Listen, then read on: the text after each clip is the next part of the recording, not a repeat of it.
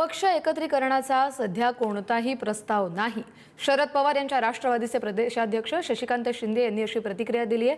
कार्यकर्त्यांमधला संभ्रम दूर करून पक्ष बळकट करण्याला प्राधान्य दिलं जाईल. डिलिमिटेशन आणि महिला आरक्षणाबाबत पक्ष अधिकृत भूमिका ठरवेल असंही शिंदेंनी सांगितलंय. महायुतीत प्रत्येकालाच आपणच मुख्यमंत्री आणि मंत्री असल्यासारखं वाटते असा टोलाही त्यांनी यावेळी लगावलाय.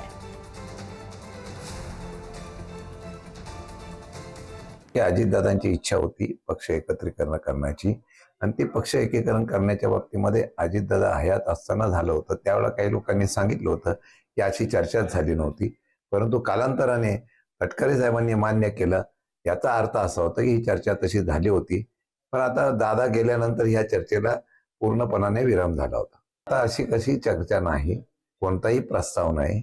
आता डिलिमिटेशनच्या बाबतीमध्ये ज्यावेळेला मागच्या याच्यामध्ये त्यांचं मंजूर झालं नाही विधेयक, तेव्हापासून त्यांनी ऑपरेशन सुरू केली. अगदी पश्चिम बंगालपासून अनेक ठिकाणी केलेले, अनेक लोकांशी बोलतायत. मला वाटतं की डिलिमिटेशन करण्याच्या बाबतीमधले ते आग्रही आहेत, यामध्ये कुठल्याही प्रकारची दुमत नाही.